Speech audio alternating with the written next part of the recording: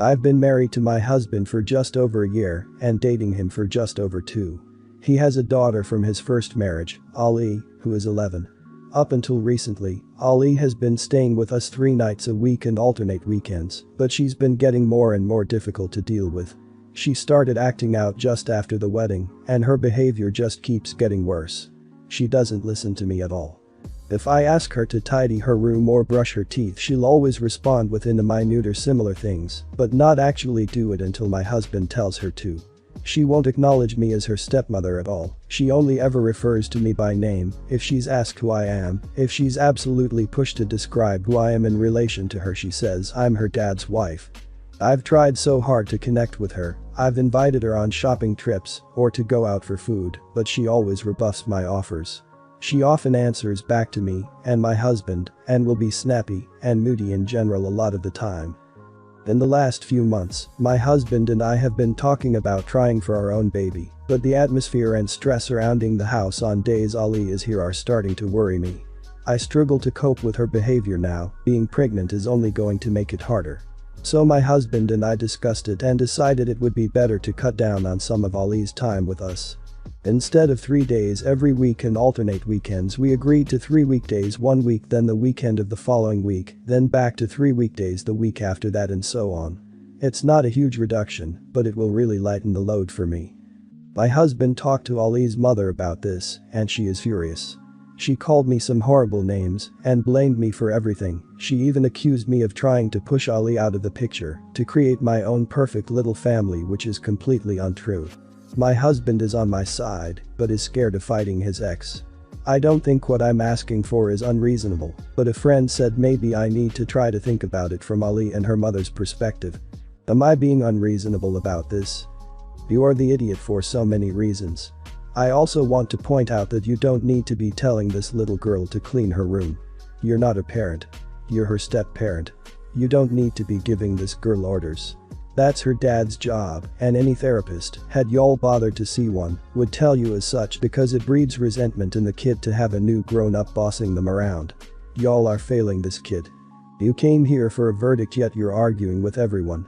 You an idiot, your husband too, and I feel terrible for Ali and her mom. You're the idiot. You want to see some bad behavior, follow through with this, we don't want you around plan. You signed up for having a preteen in the home when you married her father. Put yourself in her position and imagine if your parents had split, your dad remarried, and then his wife, who had only been in your life for a year, when that happened, started limiting your time with him. Your husband needs to step up and be a real father to her. You might want to hold off on the having a baby plan until he demonstrates that he can be a better parent. You're the idiot. Wow. Just. Wow. Of course, Ali is going to have behavior issues. She is dealing with her parents' divorce. Of course, she isn't going to magically accept you as a mother figure or as an authority. Since you married your husband, you need to deal with the fact that he has a stepdaughter. Instead of trying for a baby now, you should be going to family counseling and working this out.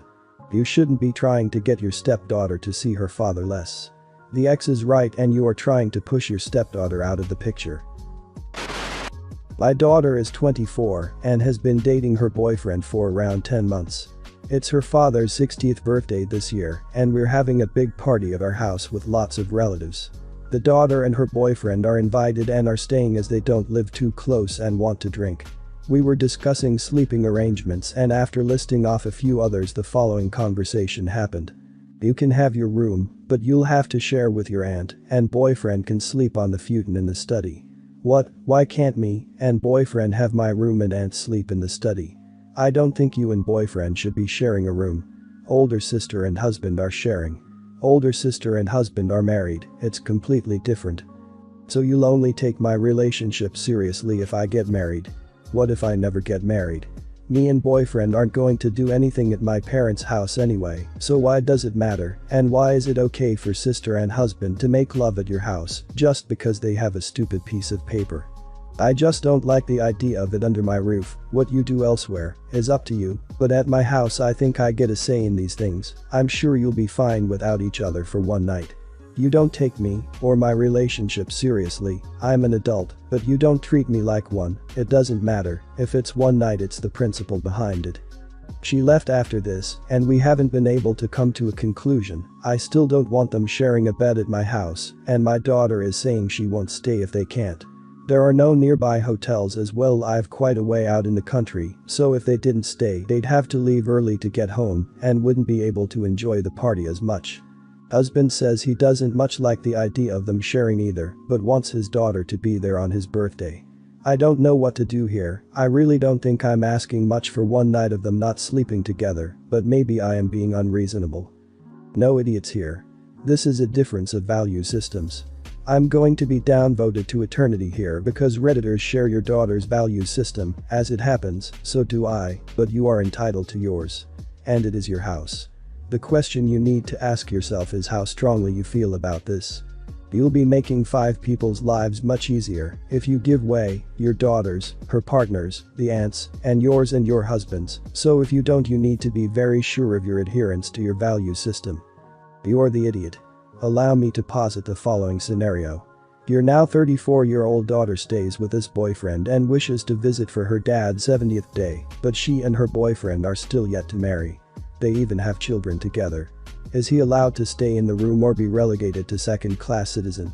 And by the way, I would never share a bed with another grown adult, even if she were my aunt. That's incredibly weird and would be a deal breaker.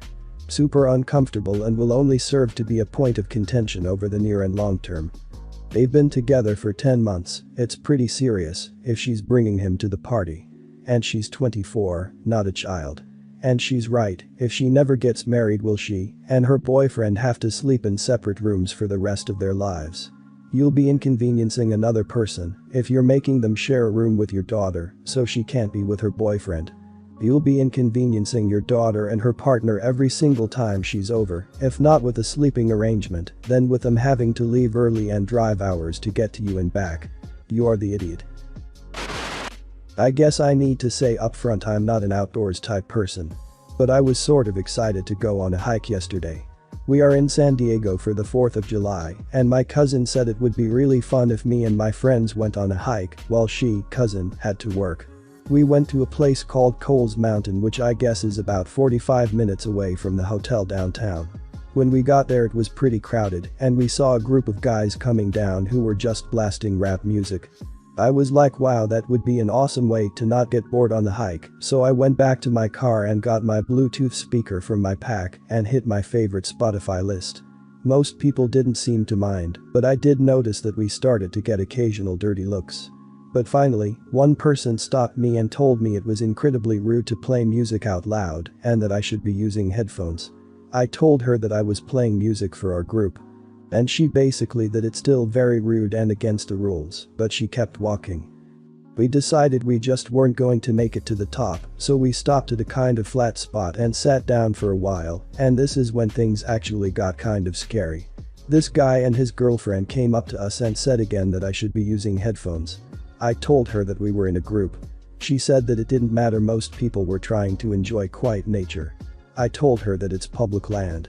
She said, if you weren't such an ignorant fat idiot you would have noticed the sign at the bottom that said no speakers. I basically shut down because I'm not good at confrontation, but my friend asked her if she wanted to repeat herself. So the girlfriend called her a fat idiot as well, and her boyfriend had to drag her away, she was so upset. I didn't want any more hassle, so I turned off the speaker and they walked away, but the girl was just glaring at us, and I was actually scared that they would slash my tires or something at the bottom. I have been reliving the confrontation over and over again and didn't sleep last night. I admit to being fully ignorant because I don't do a lot of outdoor stuff, but was that really a big deal? I mean, at least one other group we saw was doing it, so I can't be that out of touch. All I was trying to do was make it a little more enjoyable and really meant no offense. I posted this on another sub and was referenced here, so I'm a little scared just because of the title, but please be honest with me. Was I doing something wrong? You're the idiot. I love hiking. I want to get out in nature. Away from the busy life. Hear the sounds of birds, the wind, flowing water. It's very peaceful and mentally refreshing. It's incredibly rude and inconsiderate to everyone else on the trail who has to listen to it. You're ruining the experience for everyone. You and your friends are being very selfish. It also scares the wildlife. These are animals who aren't used to hearing these things, and now you've ruined a bird watcher or another hiker from seeing certain wildlife because you've scared them off. You're the idiot. 1. Listen to your music on your headphones like an adult. 2. If you want to listen in a group, do not do that in a public place. 3. If you find hikes so boring, don't go on one. I don't agree with the manner in which you were confronted, but the fact that you are still actually questioning whether it was an idiot move to blast your music in nature is beyond me. Especially after multiple dirty looks and confrontations. Are you that dense? Expect to be confronted about idiot behavior when behaving like an idiot. You're the idiot. I think you've encountered a multitude of people who actually love going on hikes to enjoy nature with as little human influence, like music, as possible. They all told you what you did was in bad taste. I understand that is something you want to do, but one's rights cannot override others. Please don't do it again, as it destroys everybody's experience around you. I've just spent 7 days hiking, and this would have made me mad, as well as I lead quite a stressful life, and spending time in nature helps me wind down. You can listen to music on your headphones everywhere. I don't have anything against my daughter's boyfriend as a person. However, I am concerned that my daughter, 21, does not know what she's getting into with this relationship, and it frightens me that they are talking seriously about marriage. Her boyfriend, I'll call him Tom, has a genetic disease that causes him to have extreme muscle weakness and limited motor skills. I'm not a doctor, so my understanding of his disease is that of a layperson, but I do know the following things. He is wheelchair bound. He needs help showering and even using the toilet. She literally has to hold him up on the seat the whole time he's using it, or he will fall over. Also, the limited use he has of his arms means that he even has to be spooned or hand-fed. And obviously, my daughter will be prepping and cooking every meal. Anyway, as you can see, his limitations are extreme and, as far as I know, he is not ever going to get better in this regard. They hardly ever go out on real dates, as Tom prefers the comforts of his home. A date to them is my daughter wheeling him around in the park or at the mall. On the rare occasion when they do go out to eat or something, my daughter has told me people generally assume she is his caretaker, and they get tired of correcting them. Tom is also very small, particularly his legs, and people frequently mistake him for a child. My concern is that my daughter is living the life of an old woman nursing an aging husband. Yet they are both in their 20s. My daughter tells me they can have children, but I imagine it would have to be via artificial insemination. I haven't asked too many questions about that because she gets uncomfortable, which I can understand. What I do know is that they will never be able to live even a semi-normal existence as a couple. Up until a year and a half ago, Tom lived with his mother, who was his caretaker. Since he and my daughter have gotten an apartment together though, my daughter has taken over bathing, feeding, and toileting him. Her only break seems to be when she goes to class, during which time Tom has a day nurse that stays with him. I know that some people may think I'm an awful person for feeling this way, but I can't help but feel concerned about what my daughter is signing up for. She is a sweet and gentle girl, but I worry that she is also quite naive and idealistic. I don't think she's considered what life will be like for her years down the road when her 20s are behind her.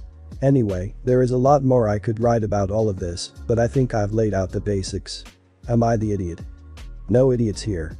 Your daughter has every right to choose her own spouse, but you have every right to be concerned about her choice. Being a caregiver for a spouse is not an easy life, so it's totally reasonable for you to worry that she doesn't understand what she's getting into here.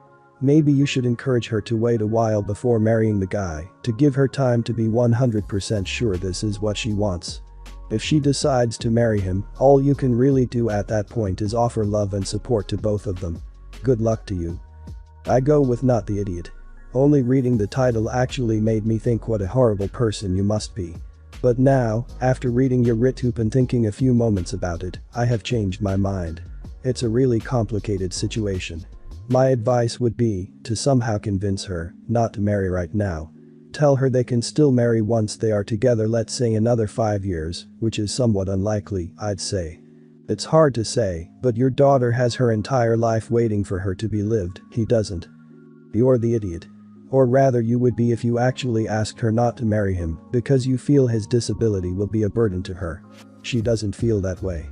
She simply sees the man she loves. If she is happy to provide care, who are you to tell her she's wrong or predict the future for her and decide how she will feel?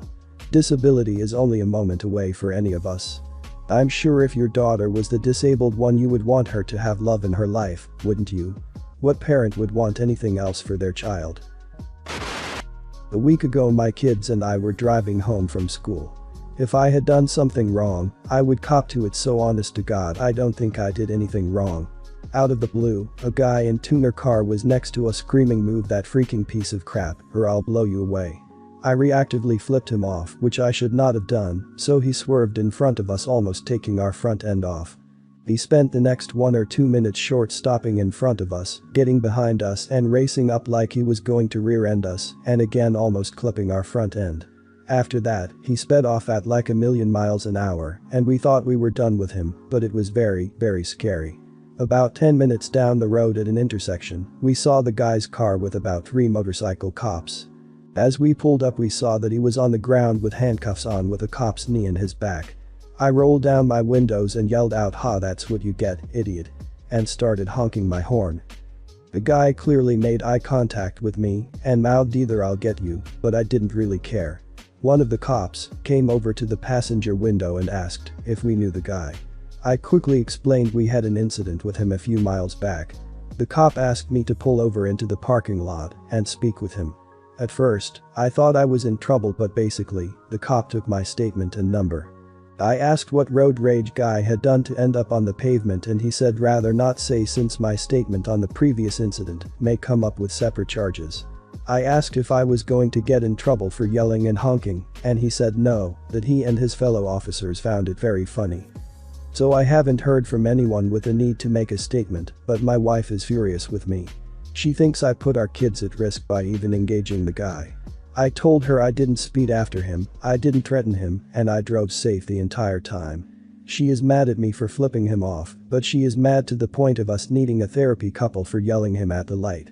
My 4-year-old son, I guess, is walking around yelling "That's what you get, idiot," and she feels that I've exposed ourselves to a maniac when I could have just driven away quietly. My counter to that is I gave the police more evidence to bust this guy. She strongly disagrees. Was I the idiot for yelling at this guy? Everyone's the idiot here, but not for reasons you think. I actually applaud you for honking and flipping him off. There is nothing wrong with that. The problem here are your children and the message you sent to them. You are wrong, you really did give police more reasons to charge this piece of turd, but that still doesn't excuse the fact that your children absorbed your bad behavior like a sponge. You are a father, you should act like a father, not a child. You are definitely downplaying the effect you've had on your kids. Everyone's the idiot here. You are only idiot because it's justified. You put your kids at risk by reacting to the guy and arguing with him and all that, but at the same time, the guy deserves it. I don't blame you for your actions, but I believe you should see it from her perspective too. Things look very different when you are in control versus when you are just there to react if something happens. You're sitting shotgun and your wife starts to argue with some stranger, and you can't do anything because you aren't in control. You are the idiot. I get pissed while driving and throw the Boston wave on occasion as well, but the only acceptable response to road rage is calling the cops if the other driver is acting dangerously. You're in a steel cage weighing over 1,000 pounds, presumably with a few gallons of highly flammable liquid somewhere nearby, moving at high speed. And you had your kids in the car. You don't get to screw around. But yeah, I'd probably give him a big thumbs up and a little toot if I saw his body on the ground in cuffs. Giving a statement was definitely the right thing to do.